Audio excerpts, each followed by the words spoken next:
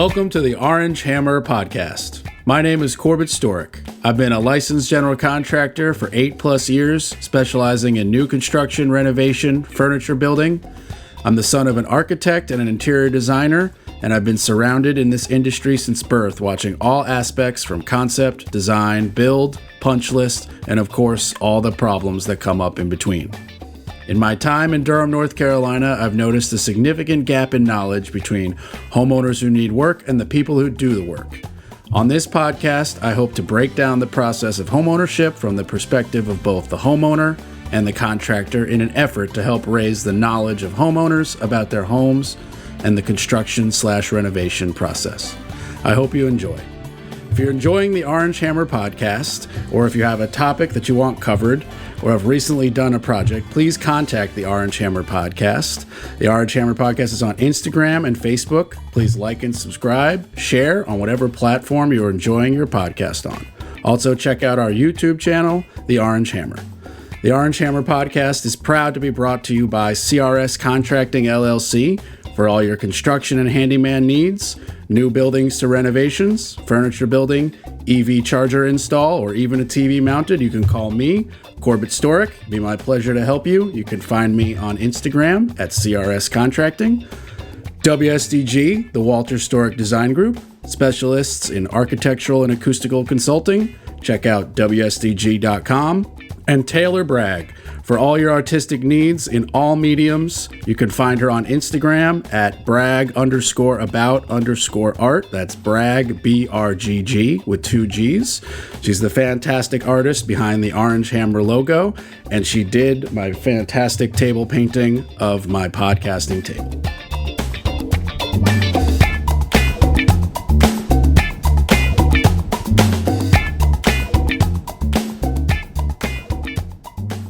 All right, welcome everybody. My guest today, my friend Jessica. She is corporate counsel for Otska Pharmaceutical. Otska Pharmaceutical, did I say that right? You did, yeah. Okay. Yeah. Cool. Well, Jessica, welcome to the podcast. How you doing? Good, thank you. Thank you for having me. Thanks for coming on. I guess the first thing I should say is welcome back from your trip.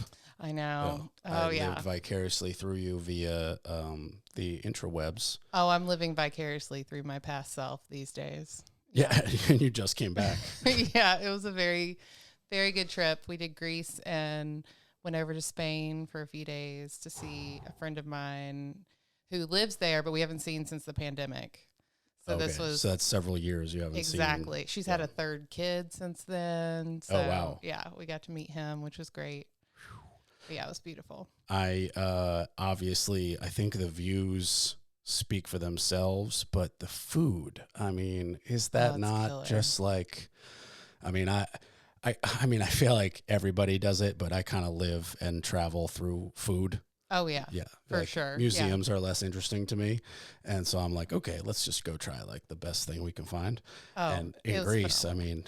I mean, in Spain, oh, God. Well, and we were smart. We did the first night we got there, we knew we would be disoriented, and we've never been to Athens. So we did a food tour. Oh, very smart. Which was awesome because you get a local to show you around and say, like, you know, this is worth seeing, this isn't, but you also get to eat all the delicious food. Nice. And it was phenomenal. And, you know, it is tough times, I think, that Greece is going through in general financially, but my goodness, how cheap all the food and wine is. How did you, like, just for people who might be listening or are curious, how did you find that food tour?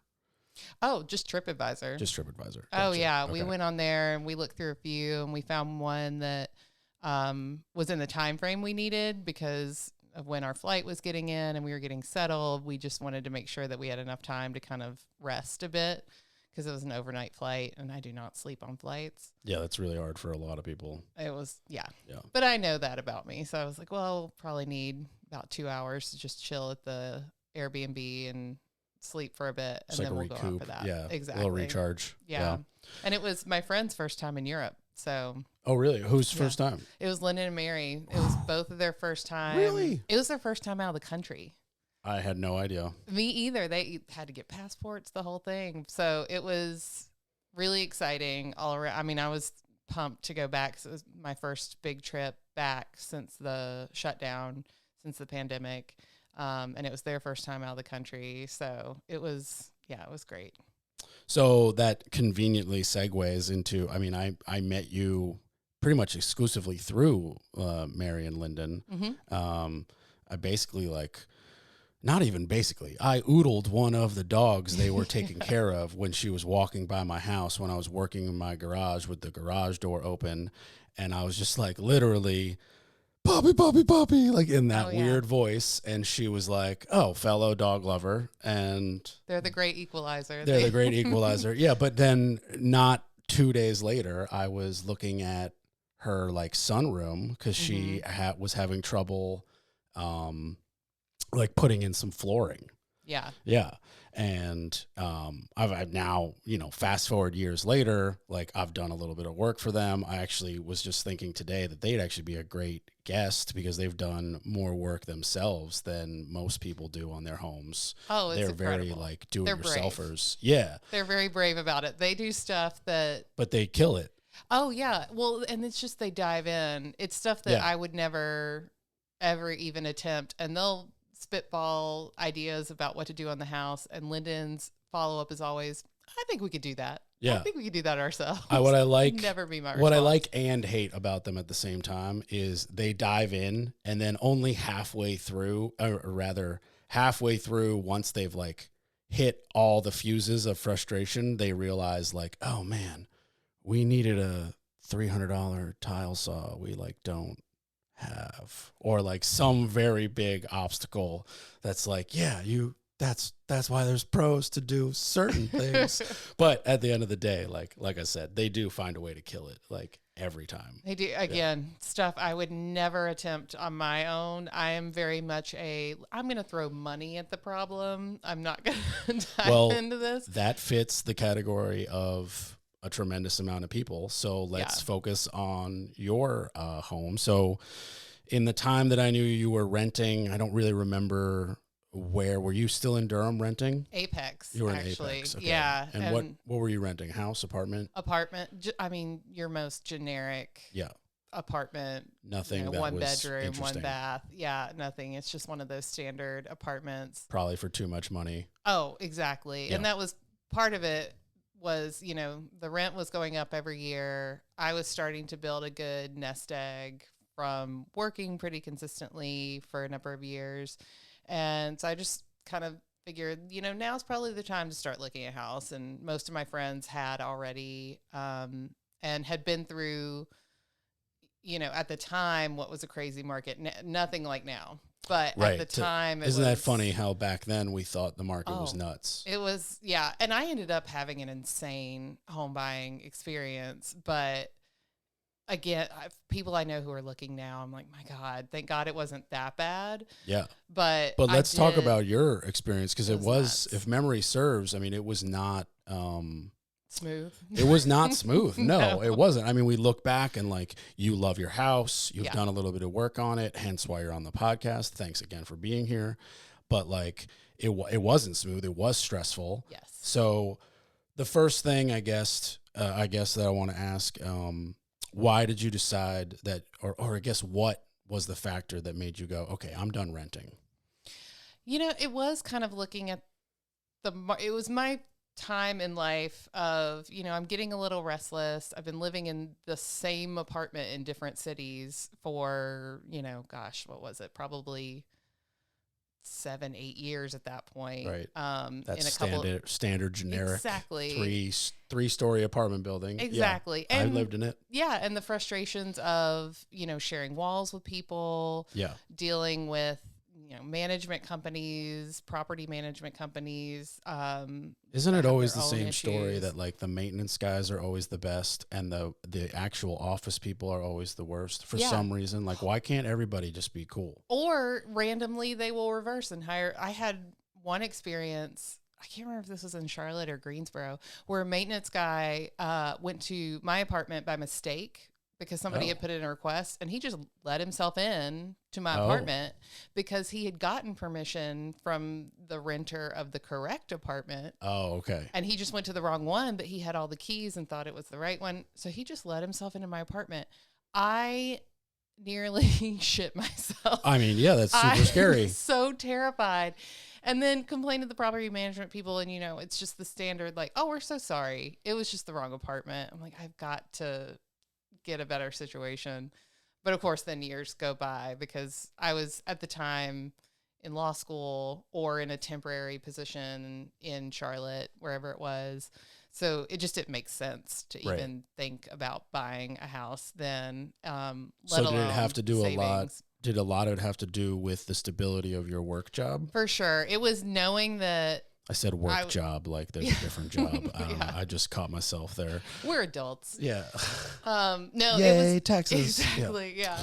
But it was very much like feeling like this is where I'm going to be forever. Or at least for the foreseeable future. I don't plan on moving. All my friends are here. I had been renting in Apex at that point for 4 years. And again, like I said, one of the key factors for me, because I knew I was moving in that direction, but I also didn't want to pay PMI. So I wanted to make sure I had enough of a down payment to not have to do that. Gotcha. So and PMI, savings. For those who don't know, is?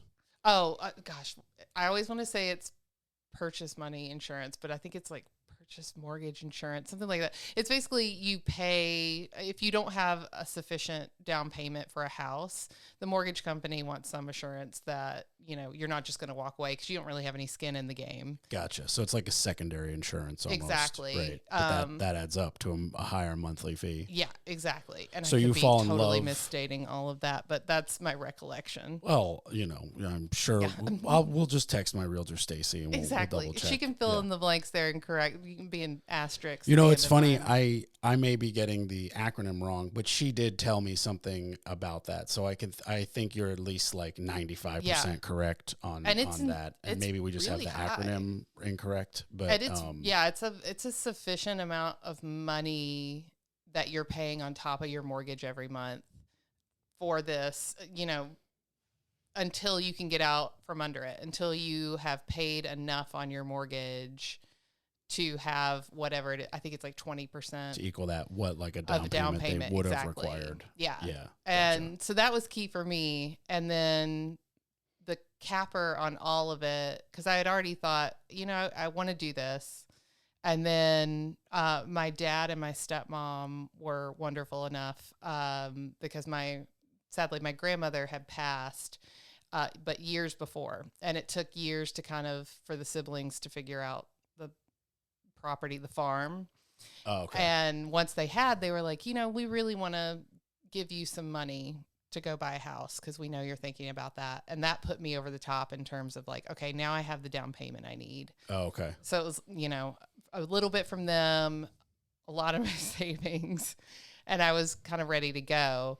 So you have like a little bit of, I don't want to say the word luck because like your grandmother had to pass away, but you had a little family help. Mm-hmm, you had done the correct amount of savings, and then, but in your life wise, it was a combo of you fell in love with the area, friends are in the area, and then you've just, after whatever you said, like 7-ish years, you're just fed up of apartment management, and you're like, okay, it's time. I'm done listening to the bass of the neighbor through the wall. Exactly. Right. And, tired of putting money in every month and knowing I'm never going to get that back. Yeah. So like, if you can remember, if you can't, that's fine. But like your most recent Apex apartment, what was that a month? Like $950. Like $950 for a 1-bedroom with no garage. 1 bedroom, 1 bathroom. I think it was like 700 square feet. Okay. No garage. It was an older apartment too. And it was a nice. The complex had like a gym probably, or a pool maybe. It had a pool. Okay. No gym. No real perks really other than the pool. Gotcha. Yeah. So it was what it was. And for the 4 years I was there, it was what I wanted. And Apex was great because it was pretty much equidistant for me to get to Raleigh or Durham to see friends who live in different places. And so it's very convenient. But there's nothing wrong with Apex. Oh, yeah. Well, of course, then when I went to go look for a house and I was like, well, maybe I'll stay in Apex. So outpriced. Well, I feel like for apartments, Apex, perfect. But like by the time you're ready for a house in Apex, it's not exclusively, I should say, but I would say more designed for like the family with kids that wants like a 4-bedroom house. Yeah. That's like more what's in Apex in those nice communities that have been built. And obviously like you're, single with cat, like no, or single cat dog now. Yeah. Yeah. At But the like, time, single cat. yeah, but like still no, like 400,000 or 400,000, a 4-bedroom house. Like it's a completely, that's just like that's not the starter house you're even in the market for. Exactly. So it just didn't make any sense. So once you've reached that threshold, what's like step one for you when you start looking for a house? Do you start Googling on Zillow? Do you Google best realtor in the triangle? Do you call a lender? What's step one for you? Step one was, I can't remember Do you call a friend? if I did the mortgage approval first before I reached out, because I already knew what realtor I wanted to use, because how'd you know all that? my friends have used her. Oh, okay. And I had met her going on house tours with them and really trusted her. And, she even was like, if you ever are looking, let me know. And I believe I may have met that realtor. Yeah. Ginger. Didn't I look at a house? I looked at a house with you. Yes. That one. Yeah. I think it was North Durham. Yeah. But obviously one that did not go with. Yeah. Well, or I most likely at that time probably put in an offer that didn't get accepted, because I don't have the memory for that, but I know that house I remember looking at, and I remember things about it, but we did not. Yeah. We didn't, obviously you didn't get it. Yeah. Yeah. But I can't remember which one I did first. It's entirely possible I did the mortgage approval first because I knew I was going to go with Ginger. But then, the very next step was reaching out to her and saying, I'm ready to roll. Right. And this is kind of what I'm looking for. So you're lucky you get to skip the, like, I Search. don't know anybody, because Stacy's telling me that, like, when you boil it down, a realtor, they do the same thing. Like, there are ways in which that a realtor could communicate better than another, or like, I don't know, show you houses in a more efficient way or something like that. Mm-hmm. But like the overall encompassing job is like from one to the next is the same. And basically what you're hiring and purchasing is like their trust. Yeah. And their like ability that you have confidence that they like are at least, share your moral compass and want to like help understand what you're looking for. Yeah. And absolutely. So like, that's really what Stacy's really selling herself, like her personality. Cause like, they all go on the same MLS. It's not like, if you hire a fancier realtor, they have like a more exclusive MLS page that they've paid more for. Like, that's not how it works. Oh, for sure. Yeah. And that's one thing that I really loved about Ginger. I mean, part of the trust that I had with her was based on my friend's experience with her through numerous, I had friends who bought with her, sold with her. But one of the things, because my process, it took over 6 months for me to finally find a house. So we spent a lot of time together. Yeah. How many houses do you think you looked at? I cannot tell you how many. I can tell you how many I offered on, because the house I ended up buying was lucky number 13. Lucky number 13. I put in 13 offers, 12 were rejected. So you think you saw 40 houses? At 20, least. 40? Yeah. At least, Over because the 6 months. It was just an insane market. Again, I can commiserate a bit with the people looking now, because it was very much like you would show up to a house will go up as available for sale, and it would be gone the same day with multiple offers over asking. Yeah, before you could even view it. Exactly. Yeah. And so sometimes you were just like racing to get there to see it, because I didn't want to offer on a house without seeing it. But by then they've already got multiple offers. And in the price range I was looking and the type of house I was looking was very much starter home-esque. You had a lot of out-of-state people coming in with cash offers to flip it and rent it. Right. So I would lose every time. Right. And who who isn't that person, who's you, Yeah. like who in your shoes is comfortable buying their first house sight unseen? That's unheard, Exactly. or excuse me, putting in an offer sight Yeah. unseen. That's unheard of, let alone a sight, an offer, excuse me, above asking. Oh yeah. And that was one of the things that my realtor was so great about, was kind of guiding me through, I'd say, I really like this house. What do you think? And she's like, well, I know they already have X on the table. If you want to put in an offer, I suggest you do this. Right. And you need to, be competitive. So really what I hired her for was helping me through that market. Because because things would go up same day, we were both looking at kind of the same listings. I'm like, I see this one, and she might send me one. But really where she stepped in is like, we would walk into a house and she would point out immediately, you do not want this house for this reason and this reason. And because of the market, you're going to have to take it without them having any real ability to negotiate them to fix it. So you didn't even get the standard / stereotypical option to even be like, I'm looking for this kind of house or this kind of house. You had to basically fight for the scraps at the bowl, Yeah, to just of what was even available. exactly. And then you had to fight over the, to continue the analogy, like the bigger dogs, like the out of state cash dog who's coming in. Yeah, and because I'm never going to look as good as a cash offer. Right. Because I had a mortgage, and they just, Yeah. that's just never going to look Because as good. like I felt like the market was competitive when I bought my house, but it was, looking back, an absolute zero competition by comparison, because I had enough leeway to get sent like 30, 40 listings by Stacy, my realtor, and be like, only number 38, 17, and 14 look good. So let's not even look at the other ones. Yeah. And it sounds like you were getting a notification the same day and being like, okay, well, I'll be there in 20 minutes because that's how much time we have. And then you get there and it's already gone. Yes. Forget about like, you don't like it for XYZ. It's already gone. Exactly. Yeah. Or you show up to a house and, they're taking offers until the end of the day, but it needs a new roof and a new HVAC, and you're going to have to go 10 or 20,000 over asking to even stand a chance. And then do all of that. Yeah. That you're going to have that bill coming down if you win. So I guess let's talk about the lucky diamond that you find. How do you find it? How do you get so lucky? What was it listed for? It was... How many questions can I ask you before you forget the first one I asked you? It was total happenstance.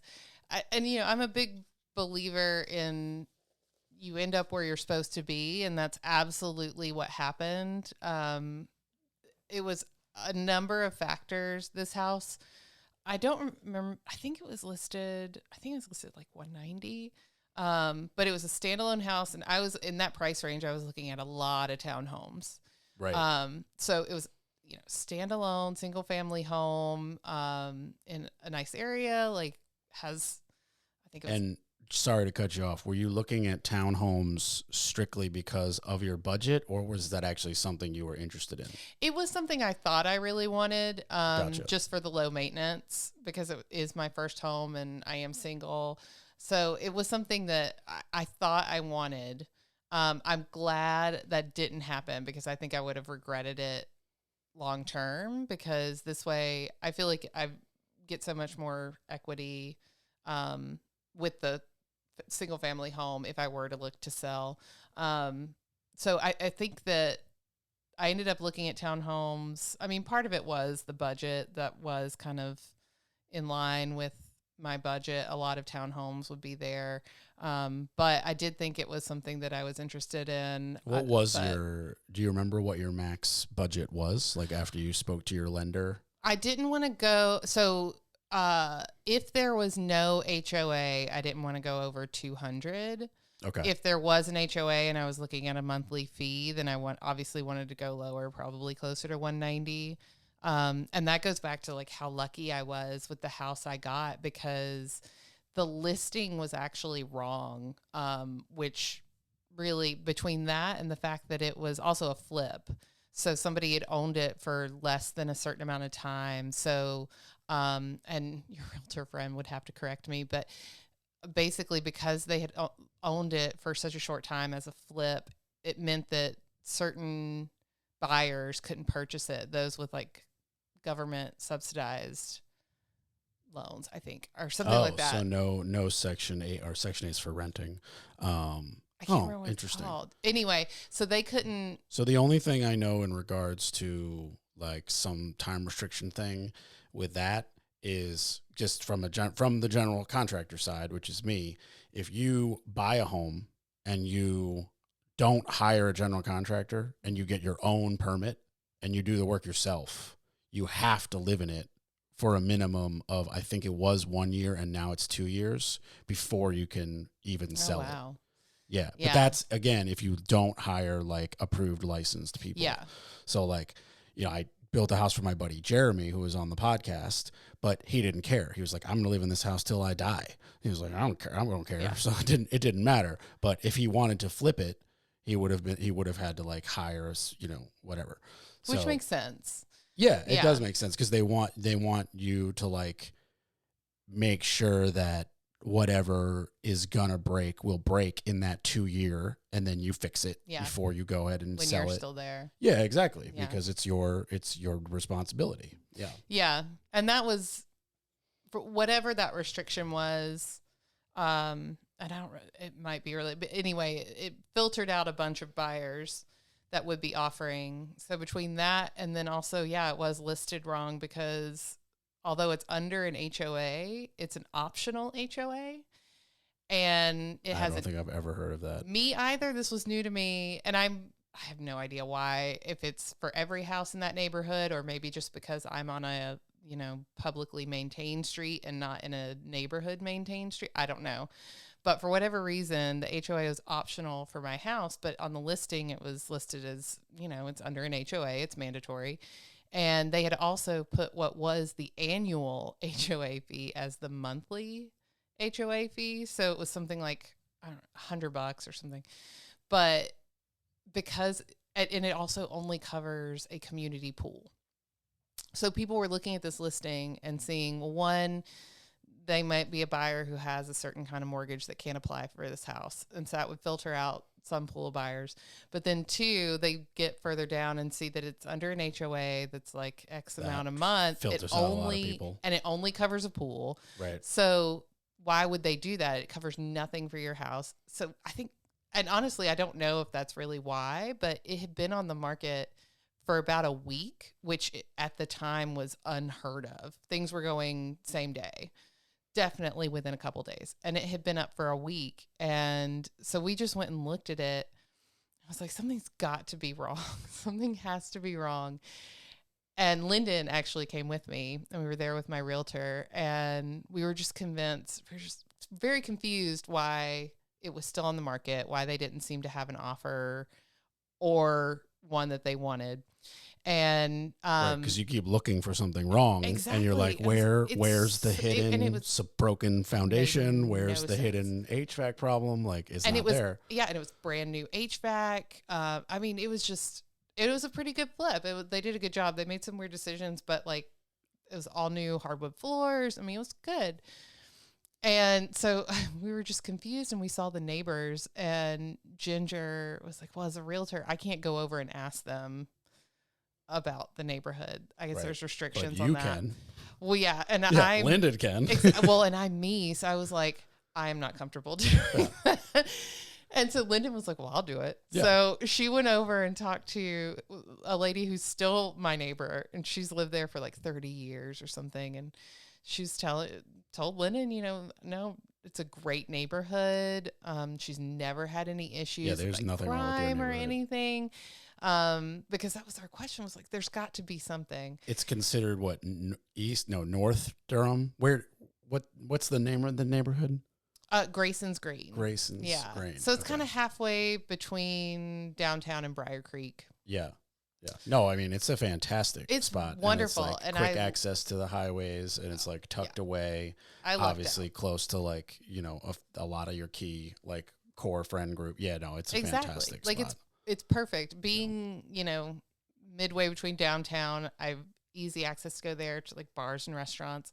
But then Briar Creek is also right down the road for grocery stores and things like that. But yeah, she was just confirmed that there was nothing wrong.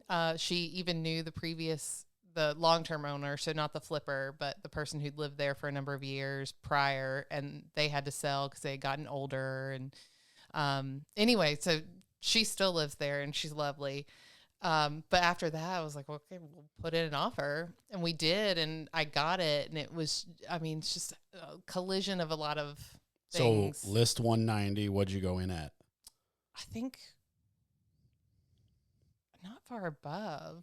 200 or 195? I think 195. 195. And you got it. No bargain back and forth. Nope. Boom. Yeah. And then the only thing Close in 30 days or something like that. Oh, yeah, because I think it was even quicker because it was just I had a vacation coming up, and my second extension on my mortgage approval was going to be up. So we actually ended up closing, I think, in like 21, I think in 3 weeks instead of 30 days, but you still got like all the inspections and exactly. Yeah, okay. Got a full home inspection. And he was great. And that was actually a weird thing too, because we had the home inspection.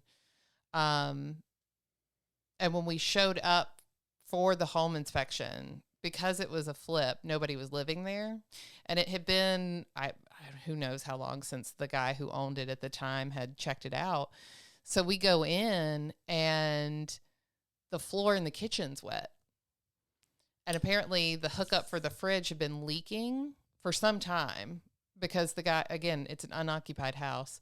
So we ended up, and that was like a week before we closed, and it had kind of damaged not only their brand new hardwood floors in the kitchen, but also the beams underneath in the crawl space.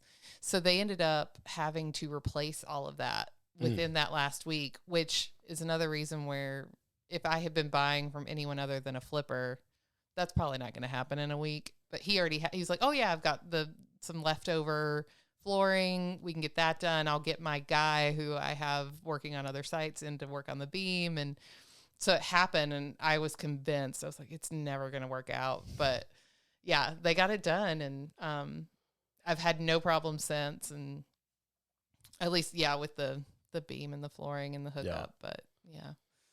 So closing was relatively easy. You even earlier, which I feel like is rare. It's incredible.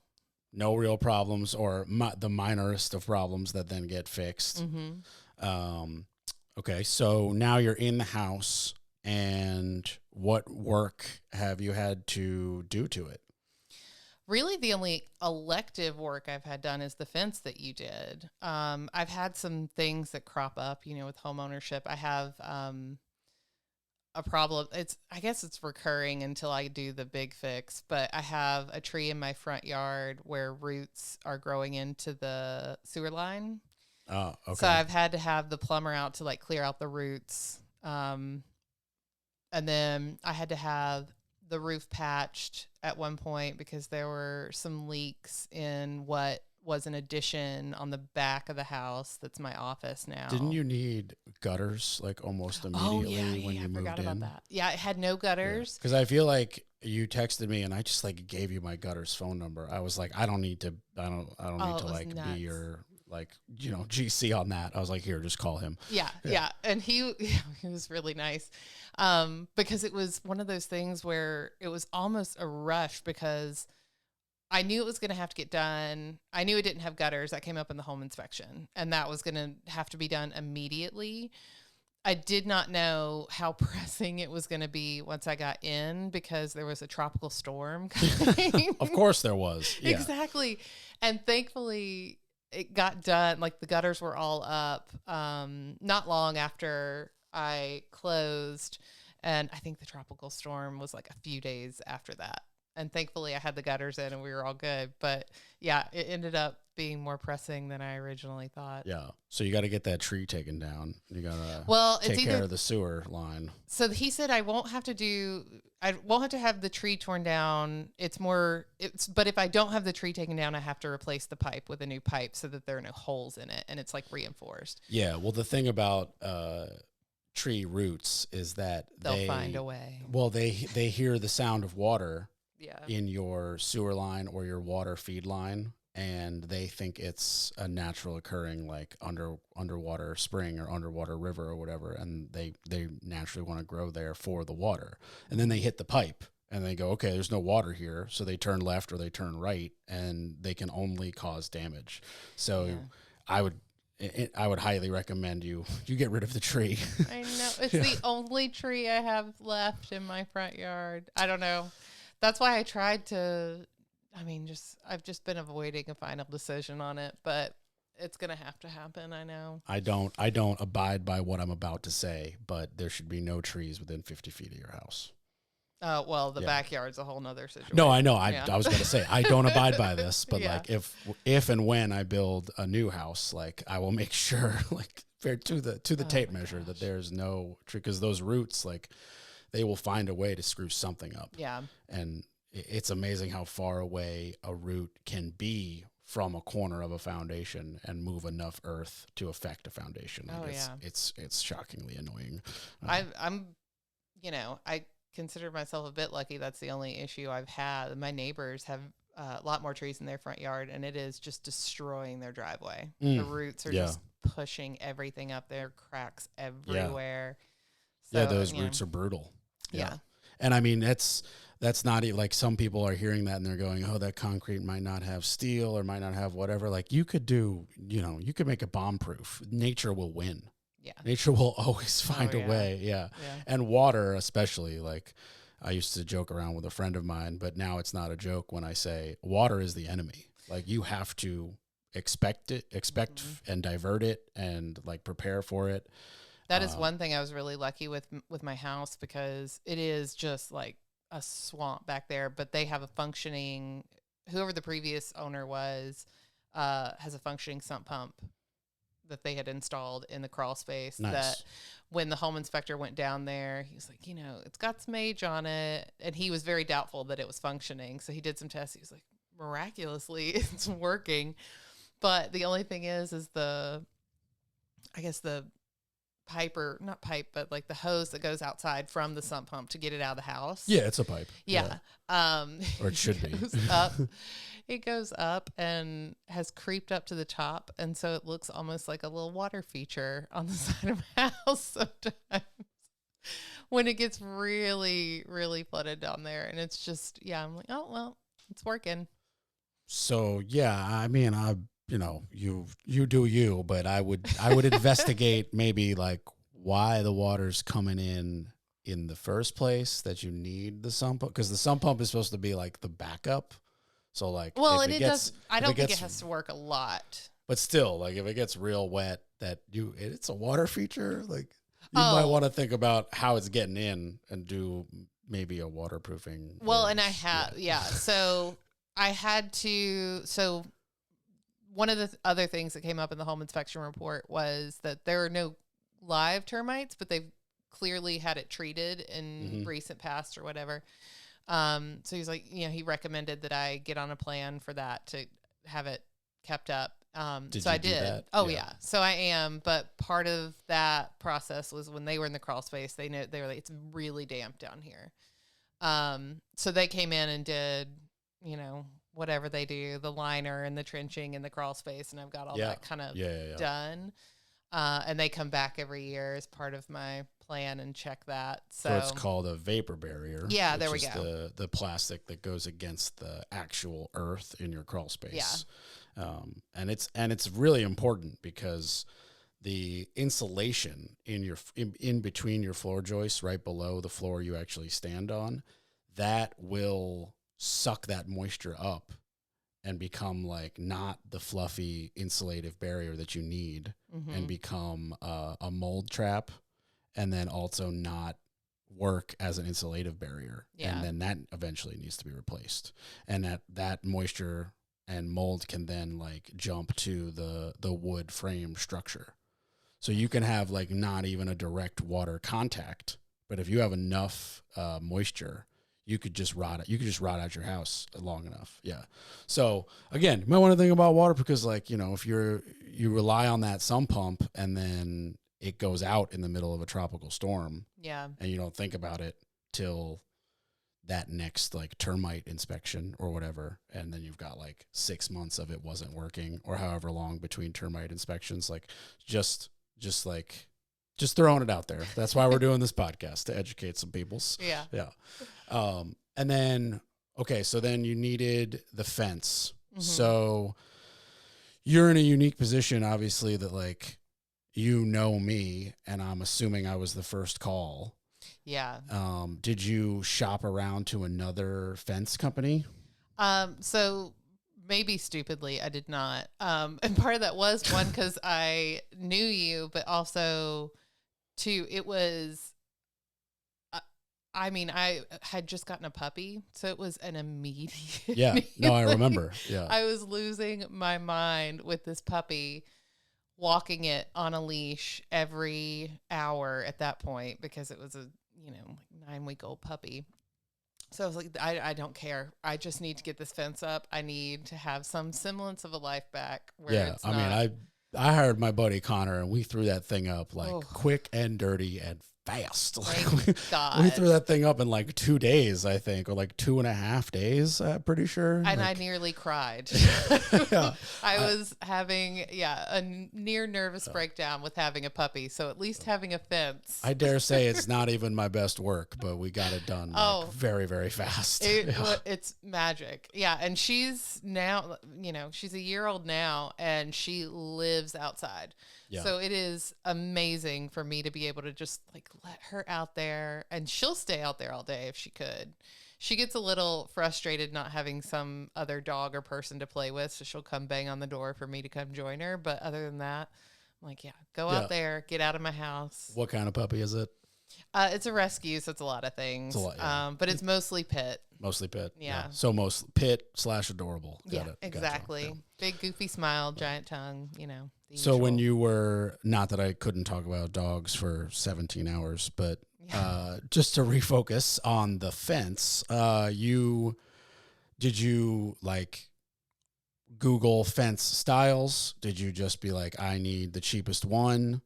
I believe you got your own survey, if memory serves, or maybe your land already had the plot, the little flags. It had the because that's the usually plot the from biggest the thing. HOA from the plat or whatever that's registered. Yeah, that's usually the biggest thing, is that like more or less with a Google image search, I can then price any type of fence. Mm-hmm.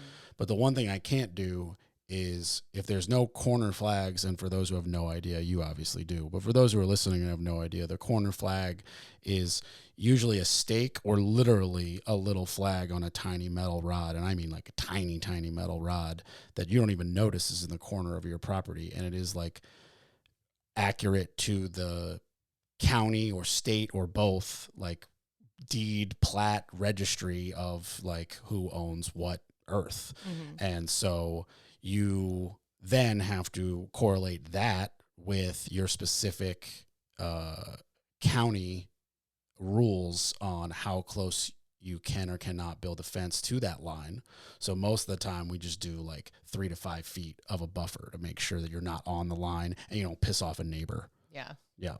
Yeah. No, it was, it's kind of an odd plot, mine, because it's not like a perfect square by any means, which most people's are a little wonky, but mine was, it was kind of on a slant. And then I think one of the other issues we ran into was a lot of so I had to have, gas, power, electric marked or whatever, and all the lines, and they converged all together in that one weird back corner. So it's like, fingers crossed. And you also had like a transformer box for the whole neighborhood that was like on your property that fed a bunch of things. And then there was also a concrete slab that was clearly for an old like garden shed.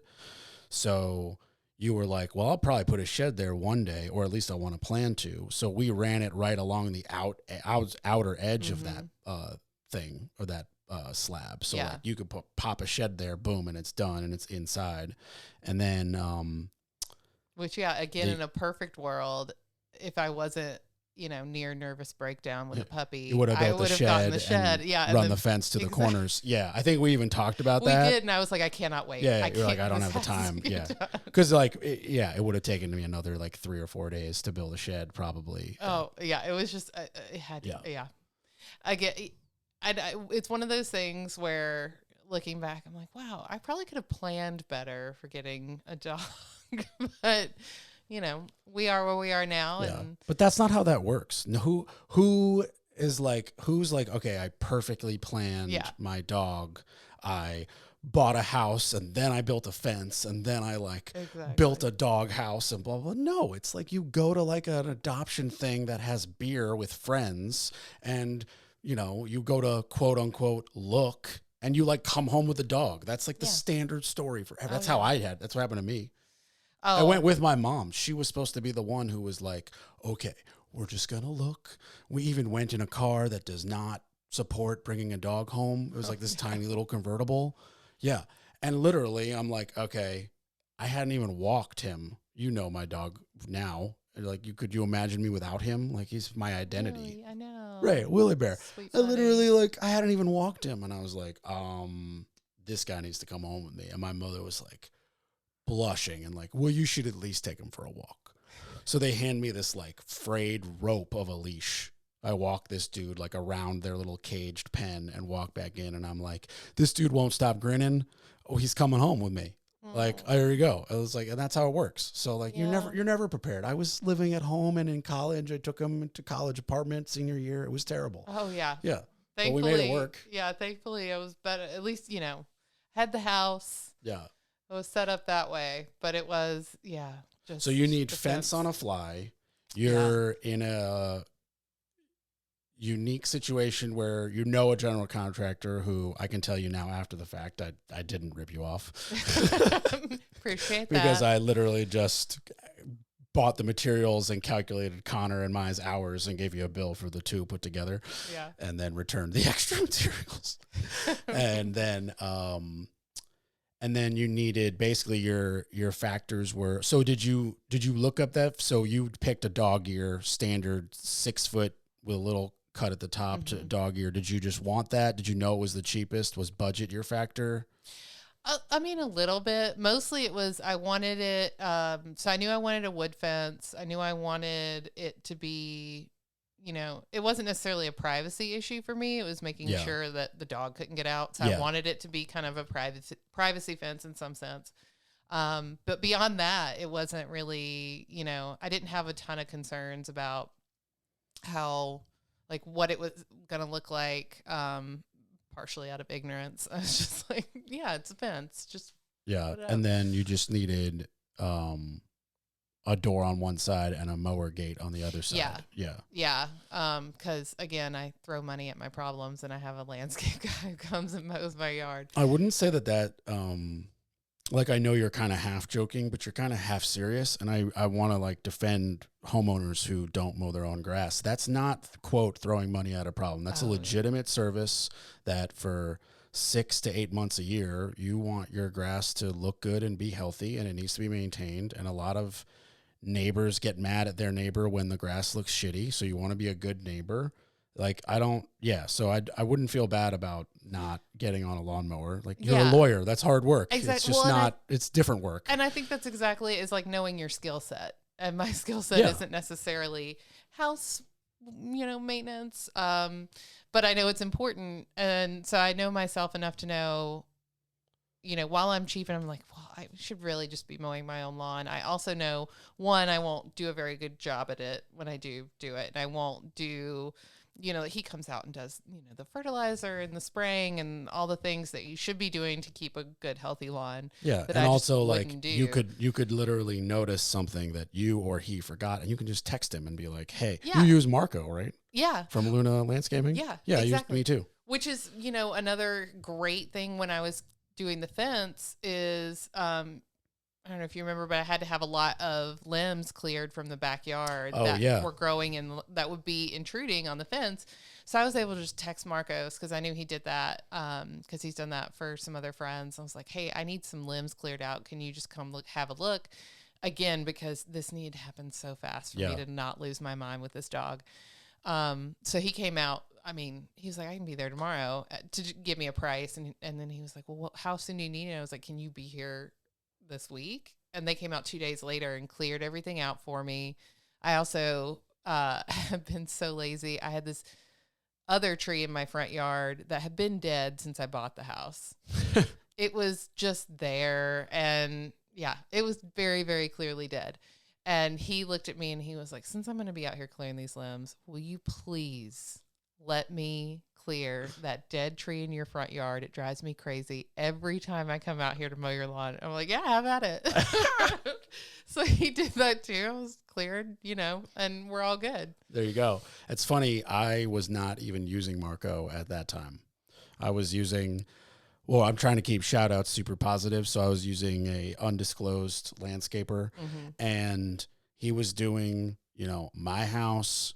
My parents have a house here. I, as you know, own a lot of rentals. And basically if you're renting, you take care of it. But if you're not, or I'm doing a turnover, like I got to keep it mowed. Yeah. And, which we're actually, side note, we're going to change that. We've decided that we're going to just like take mowing away from the tenant, have Marco do all of them, make them look flawless, and just charge that same amount more to the rent and just make so we don't have to like think about it. Yeah. But yeah, there was a whatever problem there may have been. And I actually think I texted Lyndon because I know that he does Lauren, who's my legitimate actual neighbor, and Lyndon, who lives 6 houses away, and the 5 houses across next catty corner from like all of those. I was supposed to say he does pretty much that whole street. Yeah. And then I didn't know the name, but I had known that you had used him because I think I had tried to hook you up with my other former landscaper and you were like, I'm all set. Yeah. And then, yeah, of course, like I meet Marco, shout out to Marco, Luna Landscaping. If you need anything, like he doesn't even live in Durham and he does a whole Durham day because he has that many clients. He's fantastic. Yeah. But I mean, he met me at my house and then we, he followed me from my house to, 6 rentals at the time because like 2 were being worked on and 1 was in turnover, whatever it may be. And I was like, cool, I need you mow this every 2 weeks price.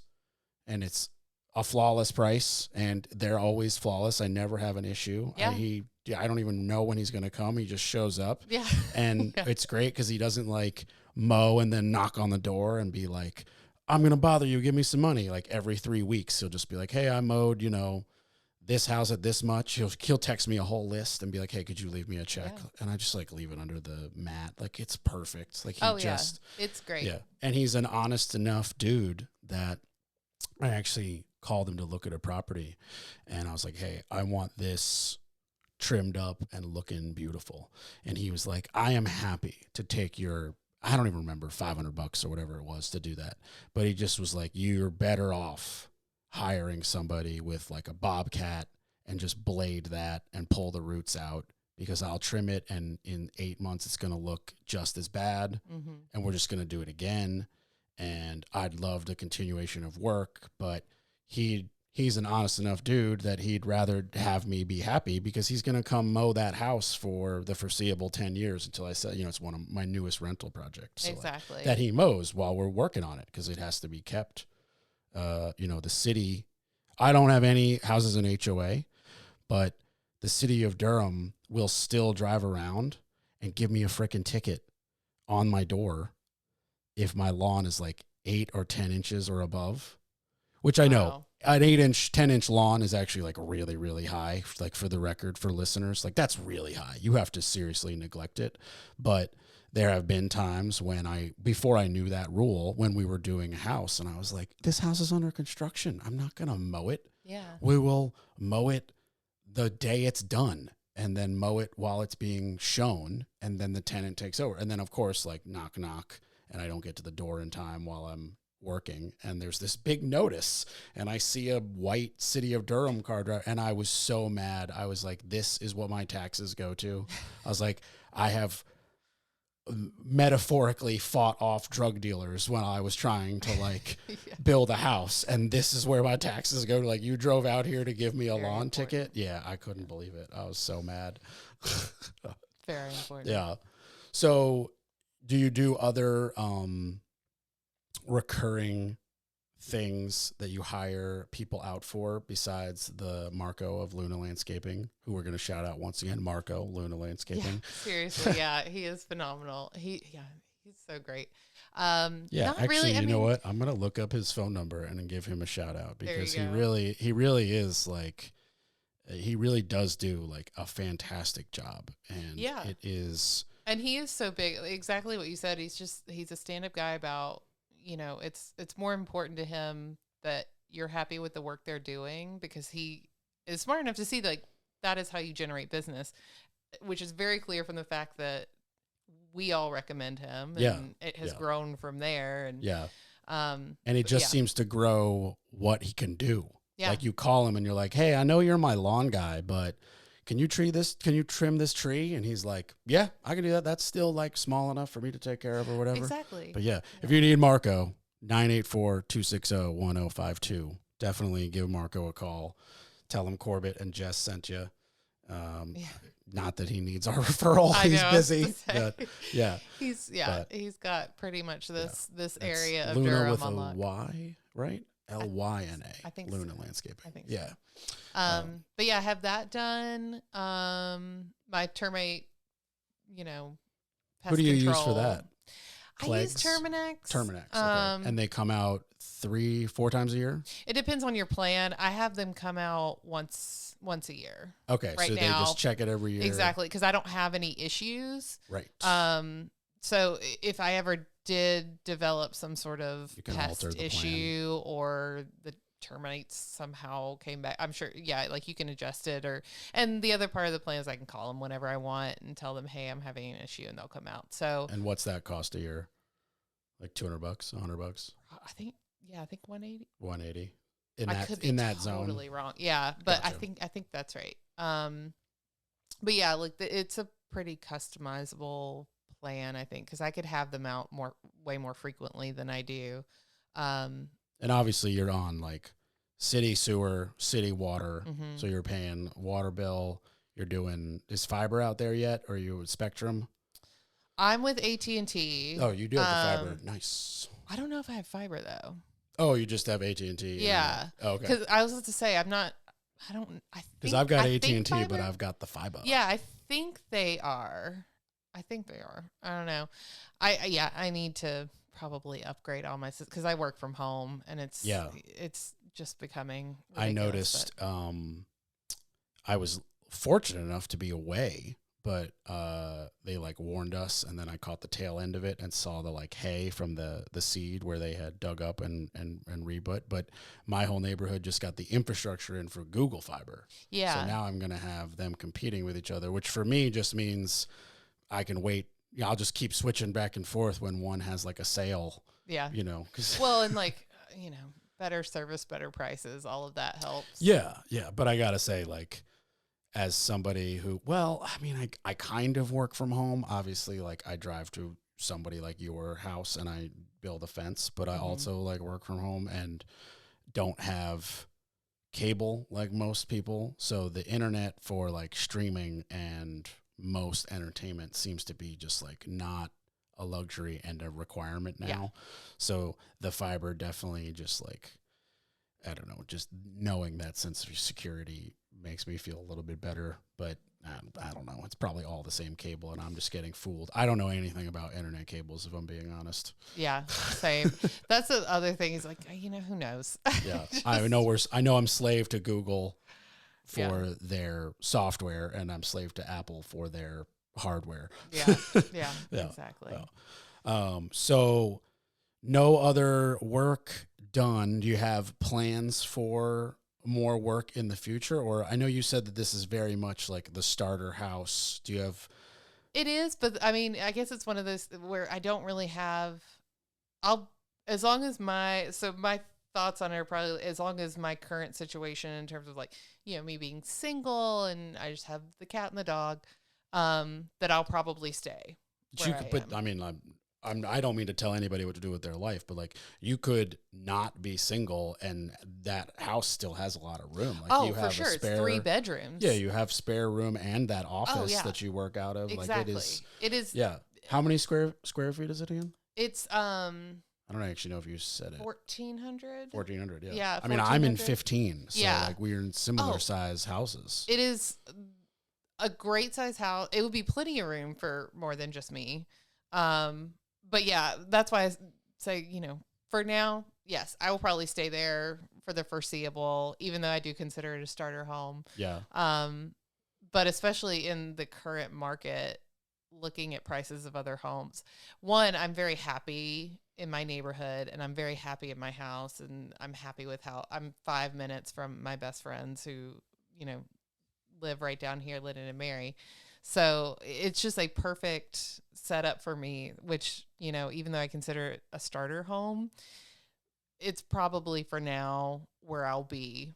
Yeah, I mean, I consider my home a starter home, but exactly. I did a lot of work to it, and I have no plans of leaving. Yeah. Do you have plans of any work you might do to it? I think so. I mean, you always have like, especially, and maybe it's just me, but I always envision that most people who are in a place for a long enough time, you start envisioning ways like, well, I could do this to make it a little bit better. And I have 2 like kind of grand ideas, which will probably be do tell a long time in the future. But I don't know if you remember, but my main bedroom, so my primary bedroom, the quote unquote ensuite, it is an ensuite bathroom, but it's a very weird setup. So first you walk into my main bedroom and there's a catty corner wall where if you look at the plans on the blueprint or whatever plans that were for the house, it looks like they boarded up an old non-functioning fireplace because there's no chimney, but there was definitely something there and they just kind of boarded it up. So there's this dead space, theoretically, behind that. Well, that's also right next to my bathroom. And my bathroom, weirdly, it doesn't have a door into the sink area. It just opens up into the sink, and then there's a door, and behind the door is my toilet and a tub shower combo. And that's my bathroom. So in a perfect world, and at some point in the future, this will be an actual thing that I look into. I want to have that wall torn down and clear out whatever that dead space is and board it up, and then take down the wall between the toilet and the sink and build out the wall to close in that bathroom, and also hopefully replace the very generic tub shower combo that the flipper put in. So you're gonna gut your full bathroom? Oh yeah. In my dream world, like that would be. I mean, and that's like the big project that I would love to do, is to fix that because it is.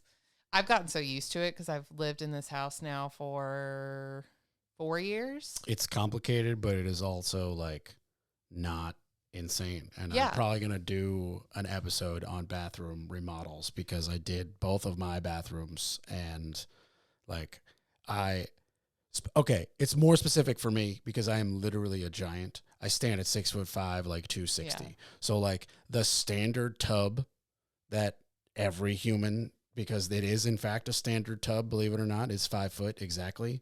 I don't fit in that. Oh, I mean, I'm 5'11". I can fit in it theoretically. But it is very uncomfortable. I also don't fit under the standard shower head. Oh, yeah. I bet. So, like, forget about putting a little, like, S-hook thing or getting that, like, S shower curtain bend thing. Like, it's very not comfortable. Yeah. A hotel is one thing, a friend's house for a week's another, but, like, when it's your everyday shower, this is not like these are creature comforts that aren't really creature comforts. They move into the necessity line very quickly. Yeah. And I think a lot of people learned that over the pandemic, and that's what it took for me. I know like people are like, "What, were you showering less before the pandemic?" No, I was showering the same amount, but I guess I was just home and staring at stuff more like everybody else. Yeah. And I was like, "You know what? I could literally stare at this bathroom I hate, or not everybody's a general contractor, but I literally just started ripping it apart. I was like, I've got a spare bathroom and I live alone. I just started ripping it apart. And I was like, okay, now we're doing this. And like, my shower's big enough for 2 people, 3 people. It's got 2 shower heads with separate temperature controls and a bench. And it's like custom tiled with glass. It's like, it's the dream shower that I thought I wouldn't get till I was 60. And I was like, well, I got it now. Yeah. And it's a game changer for how I live my life and comfortably shower. So like, we can start pricing it when you've got about like 10 grand to play with, right. That's like all in with tile and everything. Like, that's when, give me a call and we can just start like drawing it and pricing it.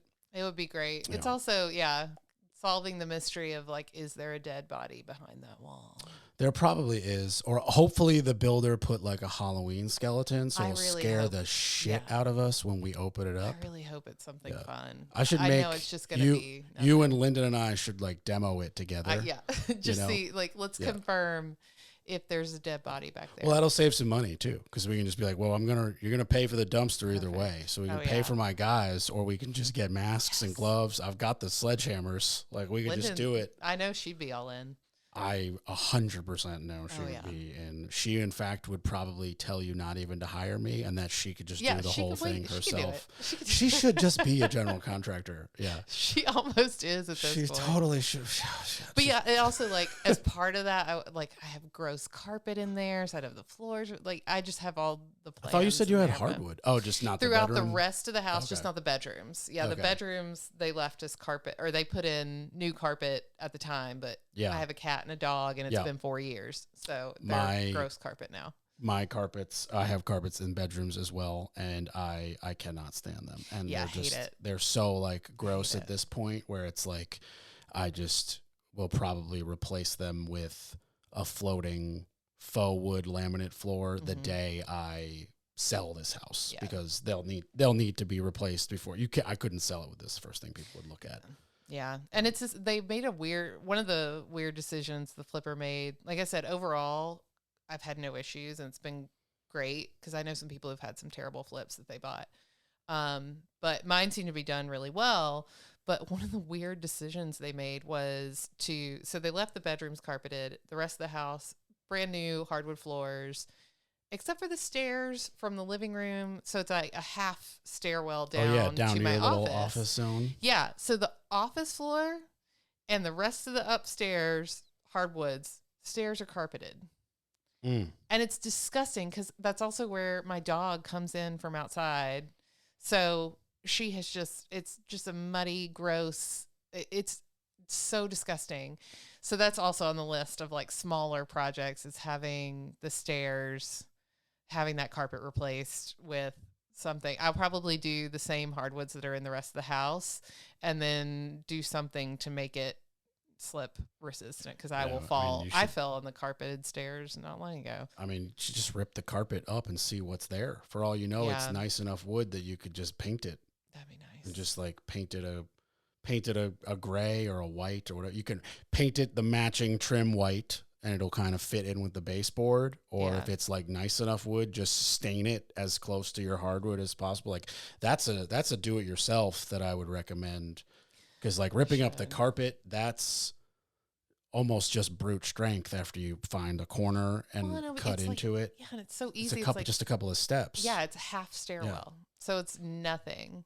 No. What I'm saying is, like, if it was, so like, I don't know what was there, it just depends on what's underneath it. Yeah. Because I don't know when they added. So I don't know if the flipper was the one who added on that lower floor, or if it was the previous homeowner, or if it was a sunroom before, or what it was. I don't know when all of that happens. I don't know when or what the stairs were in a previous life.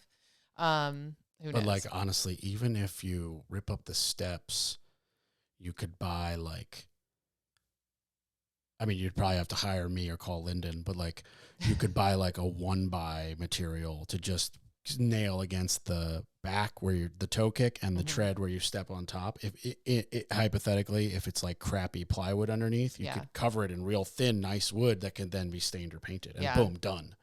Yeah. It actually could be that easy. And I know that is on the list of things I have in my mind for my house. Like that is probably going to be the easiest, most affordable job. Yeah. Oh yeah. That's there. It's probably like a $200 or $300 job. Yeah. It's just, What's the other like big dream thing you were talking about? Oh, so I have a washer and dryer in my kitchen, and I would love to, and that's part of, it seems like a really big job, and I don't even know if it's possible, but I would love to, that lower level my office is on, to expand that on the other side of the stairs and just have a door there where the stairs opens into basically what will be a laundry room, and just moving the laundry down there.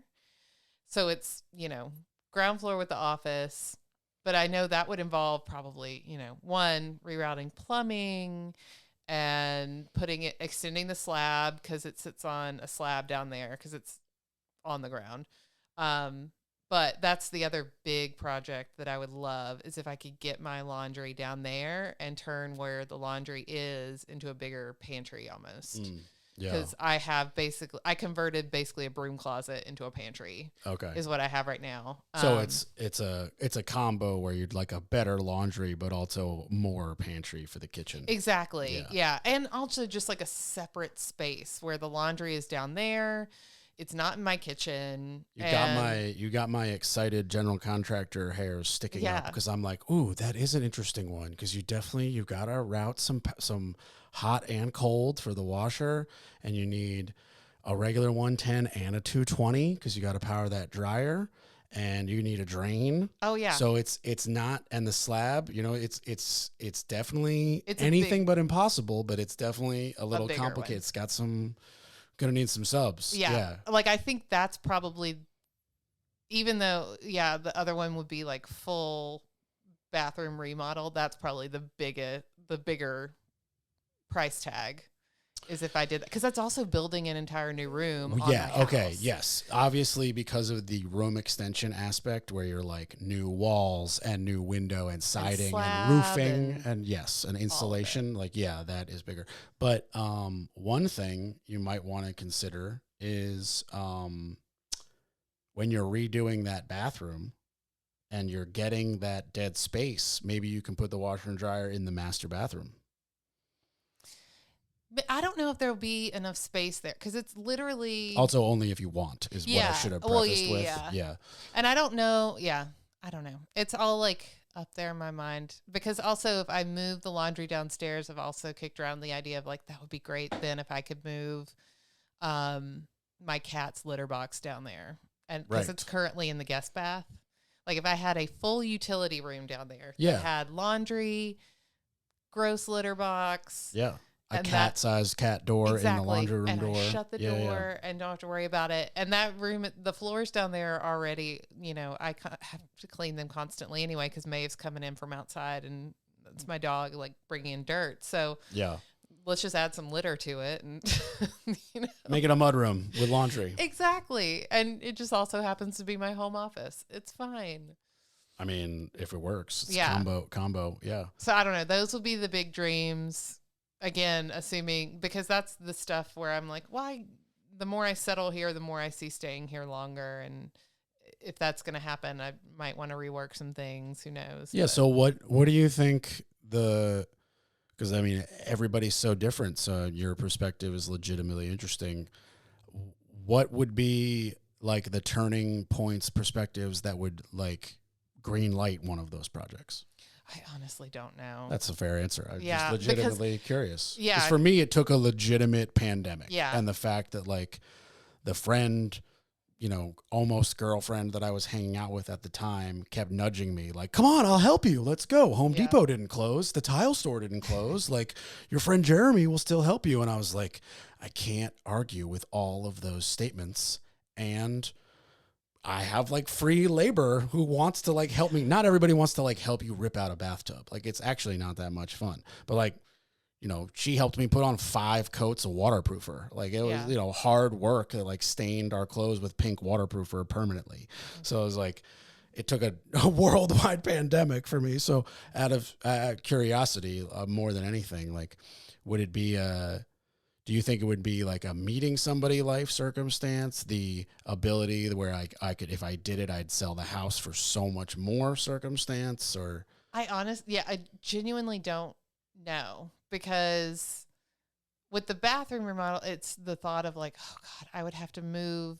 I would literally have to get everything out of my bedroom because it would be a construction zone. Don't you And have 2 bedrooms and another oh yeah, bathroom? like it's not a matter of not having. It's just like, oh God, it's literally just laziness of not wanting to box up all my stuff and feel like I'm Box moving. it. You gotta walk it 5 feet. No, you don't have to box just anything. like, you know, all of Box it. it Just up. I think it's probably in my mind more the inconvenience of construction. And Are you the person who rents a U-Haul and like loads it up and then drives around to the back of the house and unloads it into the other bedroom instead of just walking it 5 feet? I'm messing with you. Probably, but yeah, like it is. Yeah, just I don't know what it would be, but So it's definitely ideas are in not. there. It's definitely not. It's obviously not a comfort thing, because you're comfortable enough that it wouldn't be, and you just lived through the pandemic working from home, I might add. Yeah. So if it wasn't, if that didn't make you realize you were uncomfortable, you're not. So it's not a comfort thing. These would be The great to dreams. have. Right, Yeah. right. It's certainly livable, more than livable. Yeah. I love my house, and I've definitely gotten used to, you know, the way it is now, and it works for me, and it's great. These are just, you know, the dreams of, oh, that'd be really cool if it was this way. Yeah. Which is probably part of the reason that it's like, well, I don't know what it would take to pull the trigger on actually doing it, because it's certainly not something that I am struggling daily without. Yeah. No, I understand that. Yeah. Like I said, for me, it was like, I obviously had the same, like, dealing with the shower head not being tall enough and being in a tiny bathtub. But then it was like a pandemic and staring at it and like having somebody edge me on and really just having no excuse, as we would just, you know, order delivery and watch TV. I was like, well, crap, we could just in between episodes go to 10 minutes of ripping the, you know, whatever. Yeah. So, and it probably, if I was contracted, that would be hard it would be hard to resist not doing it. But there's that level of, okay, well then I would have to actually like have people in my house and like deal with all of this stuff. Yeah. So, no, it's completely different. Like for me, I hired myself. You would have to like hire a human being that you're constantly texting. And when there's a day and there's no workers, you have to wonder why. No, it's annoying. No, I get it for sure. I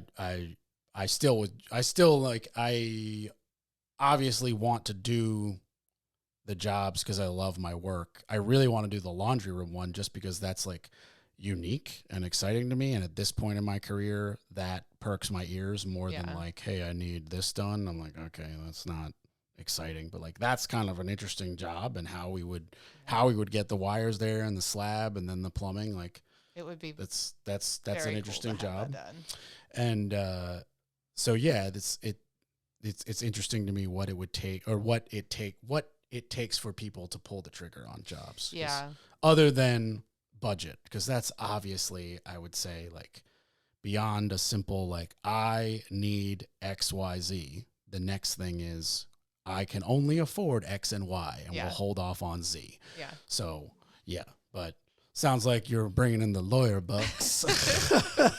Yeah. I'm trying. What's your mortgage payment? Is it less or more than what your rent was? It's more, but not, oh gosh, what is it now? 11 something. Okay, that's still like so reasonable. You got triple what you were living in for $200 more or whatever. Not to mention land. I don't share walls with anybody. Yeah, like, all these great things. Yeah. It's, you know, night and day different for what, like, I think not even 200 more.